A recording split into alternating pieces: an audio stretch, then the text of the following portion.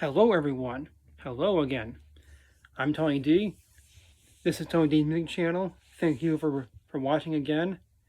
And I gotta tell you all, I'm very happy about Ringo's brand new album, The Long, Long Road, which I just listening to for the first time twice, not once but twice. And I'm really digging this vibe of this new album.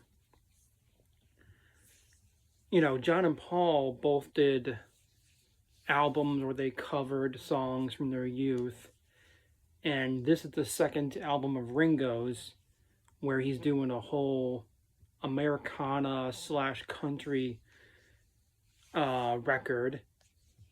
And it really does have the feel of 1960s, 1950s country to it.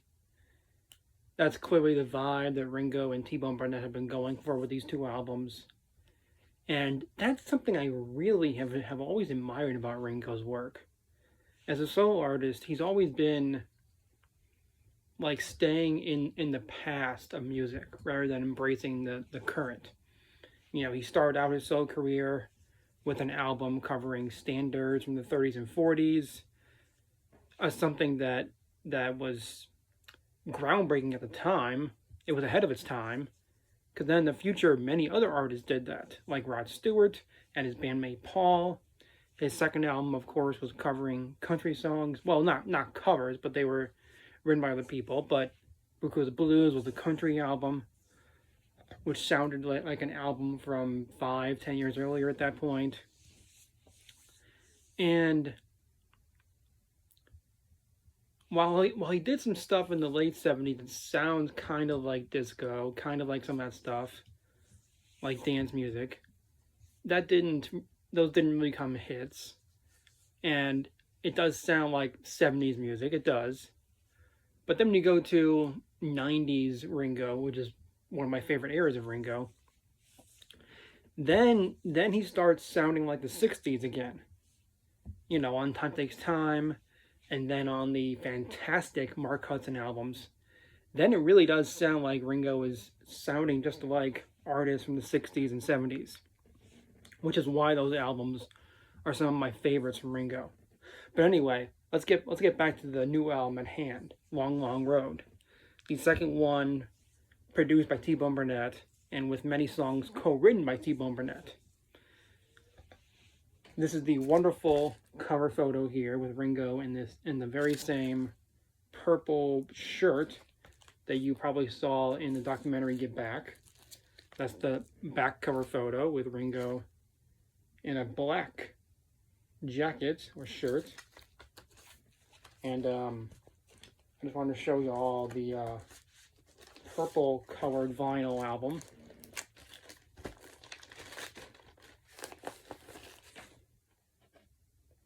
Now that thing is a work of art right there. If I had been born 10, 20 years earlier, I would not be alive in the time of colored vinyl, and I would be much sadder for it.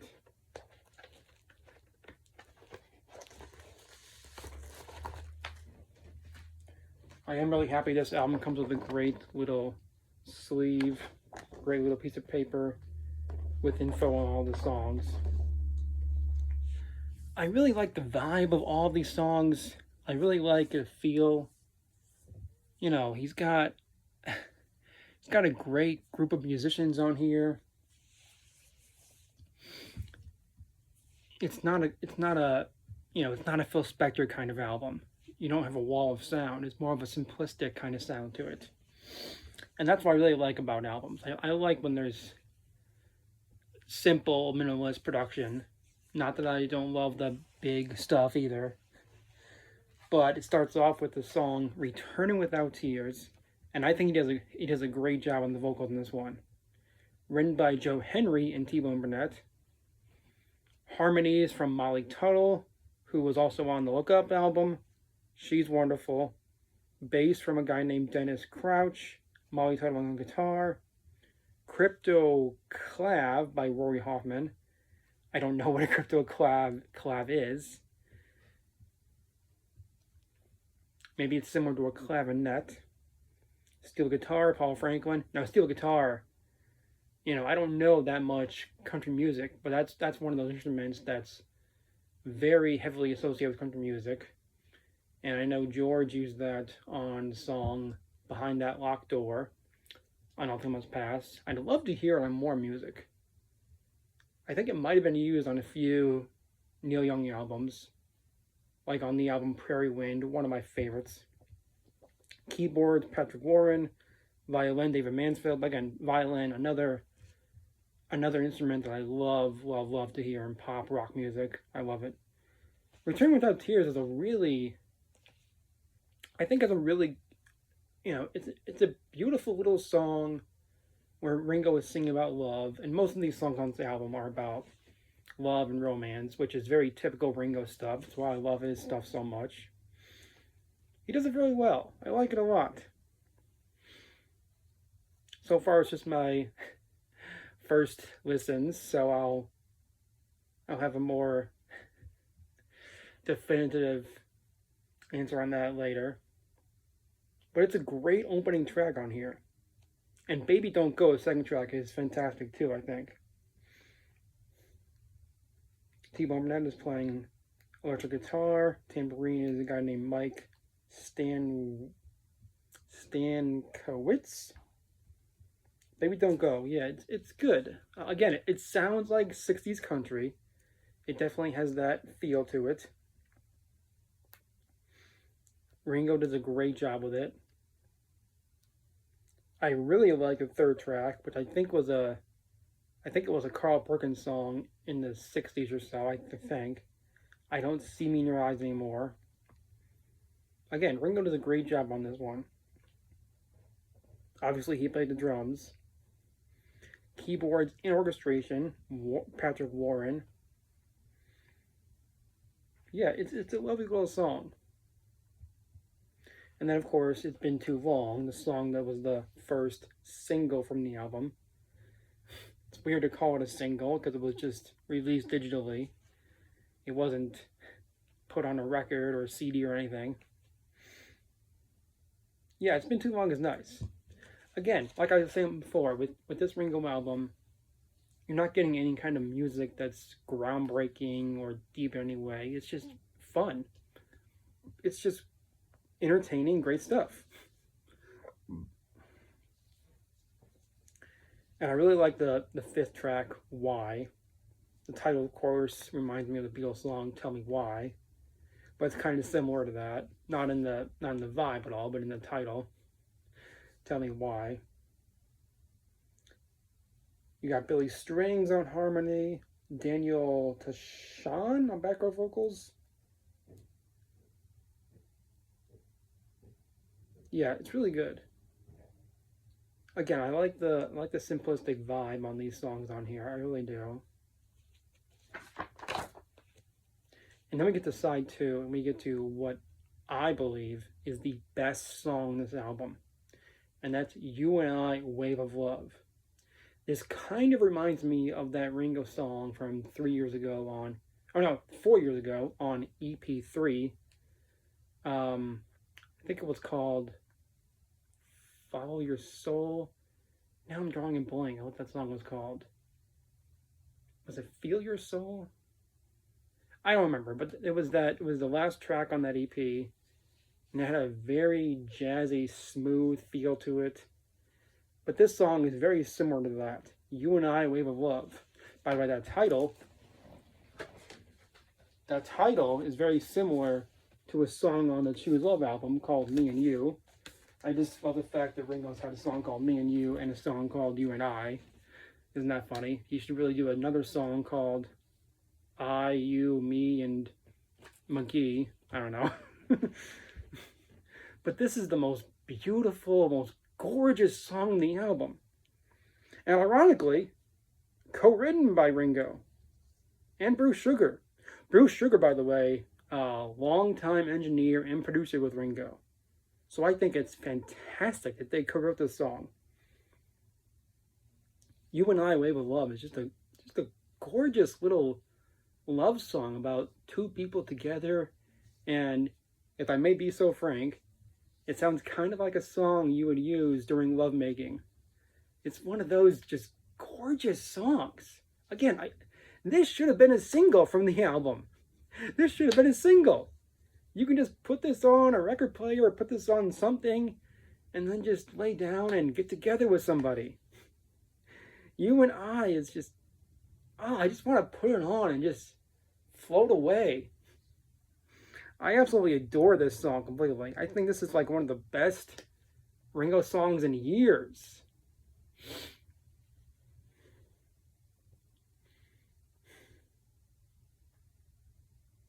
Again, Molly is joining Ringo on lead vocals and harmony vocals. And they sound like they're lovers singing together about how special their love is and their wave of love, to quote the title of it. I'm just excited that I now own this and can play this again and again. This is the best thing on this album. It should be a separate record. It should be a single, man. Yeah, 3 tracks on here, co-written by Ringo. This is the best one on the album. But anyway, the next track is not as good comparison, but it's good. I really do like My Baby Don't Want Nothing, written by T-Bone Burnett, of course. You know, it's, again, like I was saying before, it's kind of like 1960s country, 50s country. You know, most of the lyrics are like, my baby don't want nothing but love, my baby just talks about love. You know, that's the kind of song that Ringo is just so great at singing. Because, of course, it's Ringo. He loves singing about love. It's good. And then we get to a track that I mentioned weeks ago on this channel when it originally premiered as a single online. And that's the new edition of the song Choose Love.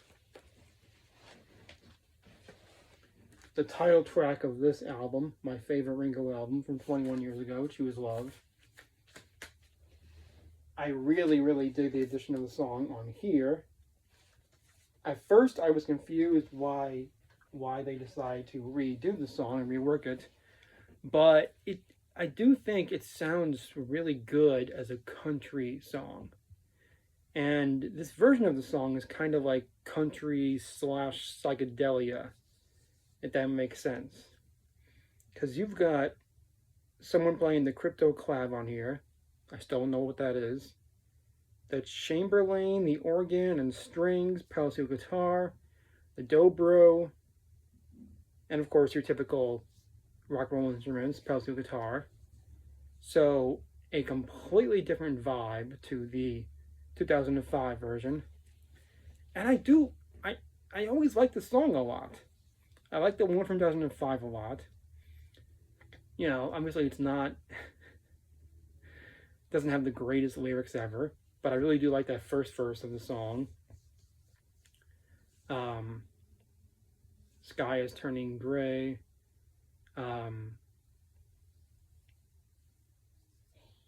Sky is turning blue, now you're here. I like that part a lot. You know, I think it might, I wouldn't say it's an improvement over the 2005 version, but they're both completely different versions of the song. The one from that album is a rock and roller, high octane rock song with not just Ringo but the other 4 guys on the album together, jamming out and rocking out. This feels like Ringo and St. Vincent, also known as Annie Clark, singing together. And they do a great job of harmonizing on this song, I think. And so it's a different vibe. You can go with the rock and roll version, you can go with the country psychedelic version, whichever one you really like. Or if you like neither, do that, whatever. But I dig both versions of Choose Love, I really do. And I also like the next track on the album, She's Gone, co-written by T-Bone Burnett, Daniel Tashon, and Paul Kennerly, also with vocals from Molly Tuttle. She's Gone is good. It's another one of those 1960s country sounding songs about a romance gone wrong. It's good. I like it a lot. Gonna give it some more listens, and then I'll definitely have more to say.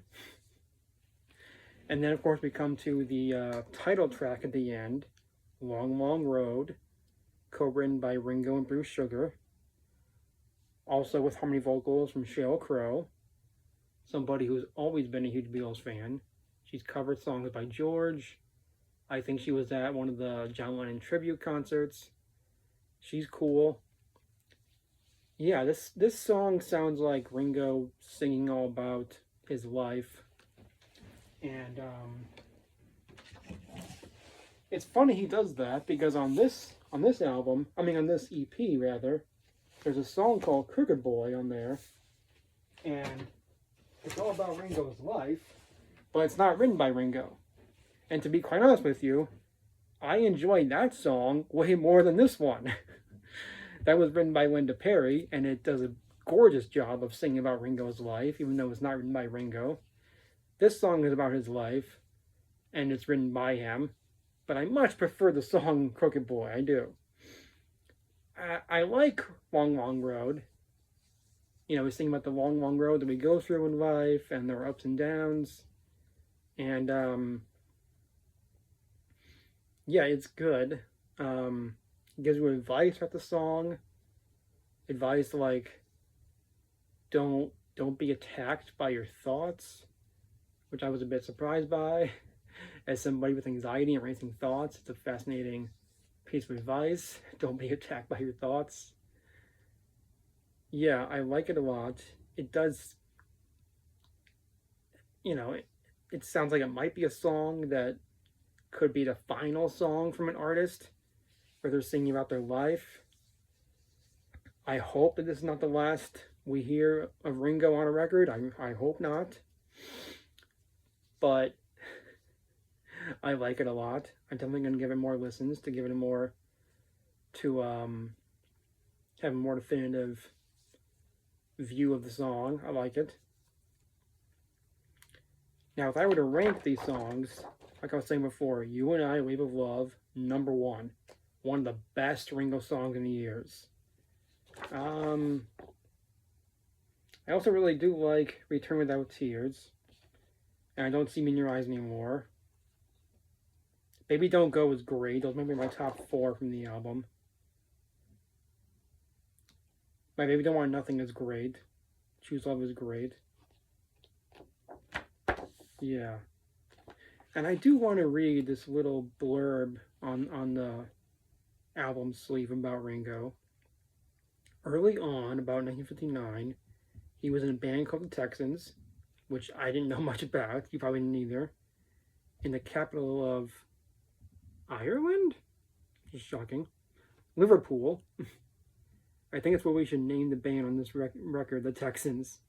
Ringo Starr and the Texans, that's funny. This is from T-Bone Burnett.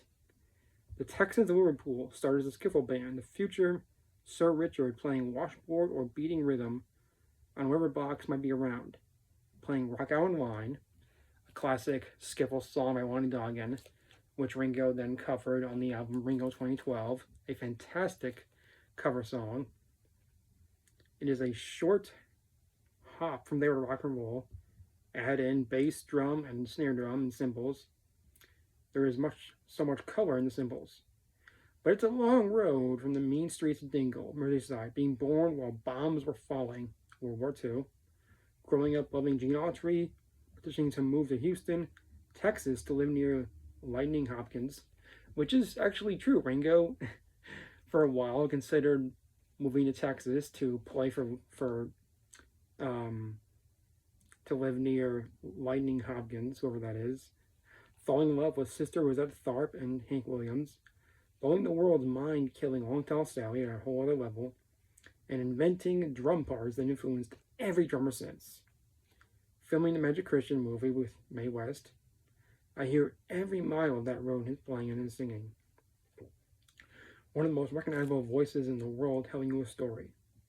And to score that story and those stories, the Texans.